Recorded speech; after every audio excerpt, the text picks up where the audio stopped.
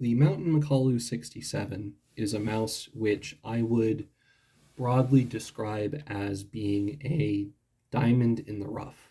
There are a lot of things that it does very well, and which I would like to even see imitated on other mice, because those things that it does well, I think it genuinely does better than almost any other mouse on the market.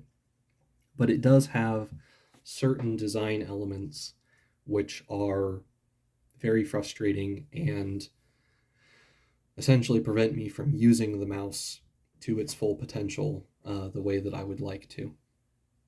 So to start with, the shape is similar to that on a basic level of the MX518. It is a fairly tall, reasonably long ergo shape with quite a wide back end that tapers towards a narrower front and a very mild tilt angle across the hump. So it's not totally flat, but it's also not as tilted as an IntelliMouse or a Zowie EC. The shape also has quite a large flare underneath the thumb area and only a small one underneath the pinky.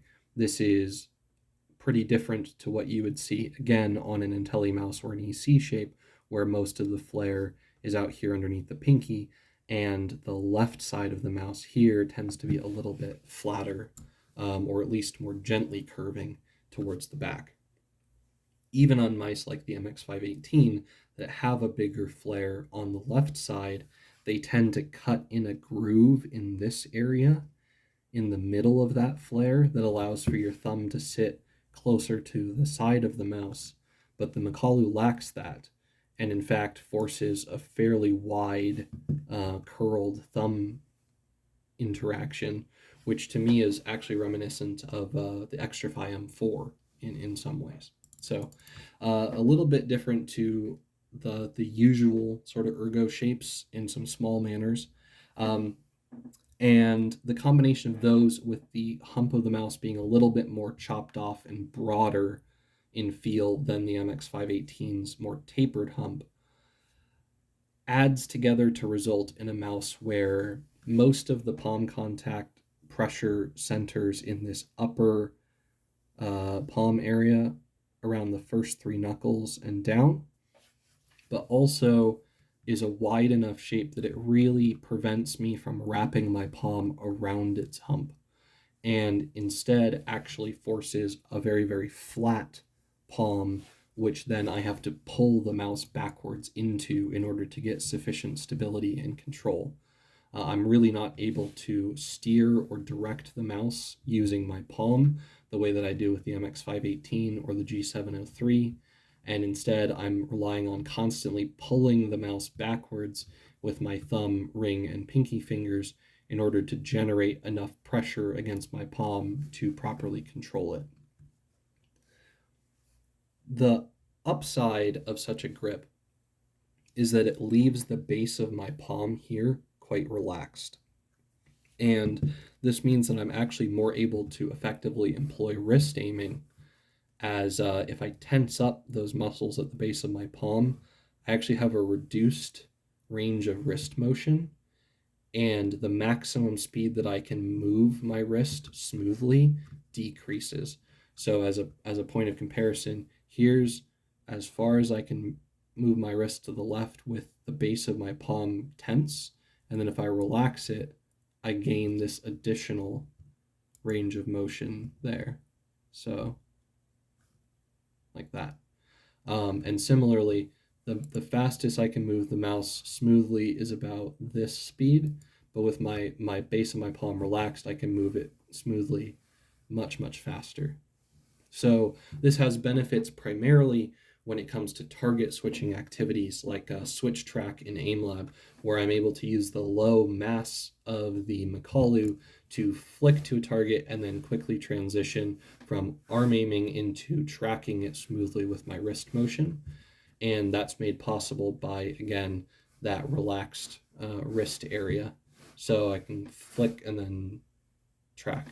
And it works very, very well. I consistently post high scores in switch track with the Makalu that I'm not able to replicate with any of my other mice. The downside of the more relaxed palm is that I'm really not able to do small, accurate corrections to the mouse using my fingers.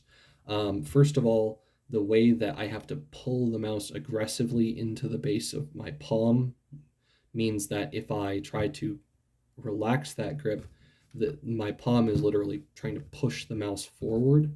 And it means that when I try to do vertical adjustments this way, it's hard to do them precisely and consistently, especially since, again, you know how I was talking about it's difficult to control my wrist smoothly when it's tense? Similar thing. My thumb ring and pinky are tensed up all the time. Well, it's harder to smoothly extend them out while sustaining a certain level of tenseness to control the motion of the mouse. So I really struggle to do small vertical adjustments with my fingers in an accurate and consistent manner with this mouse. Additionally, even if I push the mouse all the way forward, it's still wide enough at the back that it interferes with the base of my thumb and my pinky knuckle very, very quickly. So I can't even move it very far left to right. And so, unlike something like the Outset AX, pushing the Makalu 67 forward doesn't do a whole lot to increase my range of motion with the mouse using my fingers to aim. So I basically just don't do it at all. I just lock the mouse back into my palm and hold it there. Um, let's see. Yeah. So as far as the shape of the mouse, that's pretty much how I employ it. My main gripe with the shape, two things. So first of all, I wish more of the flare of the mouse was on the pinky side rather than the wrist or on the thumb side, or rather, actually, if anything, just that the back of the mouse was slightly thinner. And this is because the way that it is now, if I'm holding the mouse such that the sensor is properly aligned with my pivot point and my arm here, I actually struggle a little bit to reach mouse 5 consistently. I can do it, but yeah, it's just a little bit more awkward and slightly out of reach. And additionally, the way that the right mouse button is designed here comes all the way out to the edge of the mouse, and it fouls on my ring finger while trying to hold the mouse in the correct orientation, and that becomes very, very frustrating. So overall, what I tend to do is address that by rotating the mouse slightly in my grip, which fixes both of those problems, but means I either have to permanently cock my wrist to the side while aiming to get a repeatable horizontal tracking, or I have to change the way that I aim to try and account for having a slightly crooked mouse, which is annoying on both counts. So I really, really wish that they would make the flare on the thumb side slightly less aggressive and do a treatment over here similar to that of the Outset or the G703. I don't even want them to go necessarily as far as the MX518 with a dedicated ring finger ledge, but at least give me more space to grab the mouse with my ring finger without it being constantly rubbed against by the right mouse button. And that would do a huge amount to improve my enjoyment and intuitive comfort with this mouse shape. So those are my real gripes with it. On the other hand, the Makalu's buttons have very few things to nitpick. The other than the physical design, the clicks themselves are reasonably crisp. They do an excellent job of transmitting tactile feedback from the switch into your fingers, which both means that you can take up pre-travel in order to have a quicker reaction speed, as mentioned with the 518 and the Outset, but also they rebound very, very effectively, which allows you to have extremely efficient spam clicking. And this is not just limited to the choice of switch. The Omron 50 million that the Makalu 67 ships with is known to be a good switch for spam clicking until it fails, but regardless, I've also swapped out the switches on a white Makalu that I owned to Huano Blue Shell Pink Dots and found that despite those switches in the shell feeling very, very crisp and quite stiff, I was still able to spam click very effectively compared to the similarly crisp and similarly stiff KLG M4s in my GameSense MVP wireless.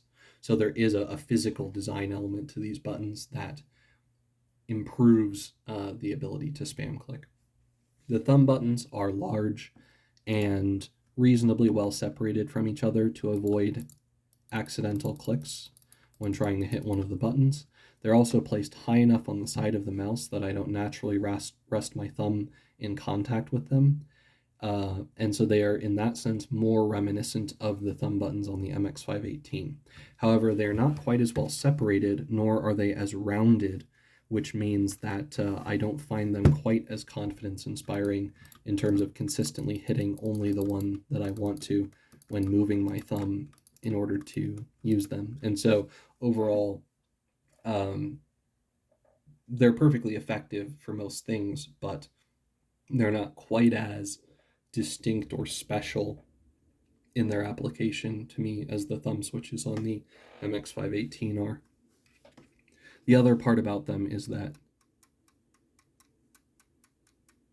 they're just slightly loose from the factory and really need a layer or two of aluminum tape to be properly tensioned. So the main clicks have no such issue. They're like the Outset, where they are pretty much perfectly tensioned from the factory. The scroll wheel, on the other hand, is very, very, very good. The steps are tactile, well-defined, and lack extraneous sort of tactile feedback. So it's reminiscent of the Zowie EC1C's scroll wheel in this way. It's confidence-inspiring, it's intuitive, but even more so than the Zowie, it works quite well for casual browsing. It's quieter and a little bit smoother when scrolling very, very quickly like this. So a very, very good scroll wheel for gaming, but also one that works fairly well for other things. And the stock scroll click is, to me, pretty much perfect. It's not too stiff. It has a nice feel to it, and I have no issues with accidentally scrolling while trying to scroll click at any finger position. So overall, a very nice stock scroll wheel, and one of the best I've tried on any mouse. The shell itself is very, very well built. It doesn't really have almost any detectable flex or deformation, despite, again, having pretty much only one layer of plastic on it. It feels similar in its stiffness to the C-Series Zowie shells, and yet is significantly lighter than them. So overall, quite an impressive achievement. I would like to see an updated version of this mouse released without these slotted holes. They're not actually actively uncomfortable. I just think they're sort of unnecessary, and I would rather, I mean, the ones on the bottom are fine, but I would rather a top shell that was more smooth and allowed easier application of grip tape if extra traction is something that's needed. So yeah, but in general, the actual design and build of this mouse's shell is noteworthy in the efficiency and simplicity of the way that the components are mounted into the shell. They were able to save a lot of weight compared to most Logitech and even like Vaxi or Zowie designs, without sacrificing build quality, and in many ways also improving it in certain areas. The tactile feedback of the switches is better with an equivalent switch than it is in the Outset, even, for example, or on the G703. So yeah, overall, quite an impressive feat for Mountain's first gaming mouse, and one that I would love to see taken a step further with some basic quality of life improvements, both to the certain elements of the shell design, but also things like adding a little bit more of a cut here to thin the back of the mouse slightly and reduce the thumb flare, and then again change the treatment of the side of the mouse buttons so that there's more space for ring finger placement towards the front. With those fairly minor adjustments, this would easily be one of my favorite shapes and probably my go-to mouse, especially if there was a wireless version.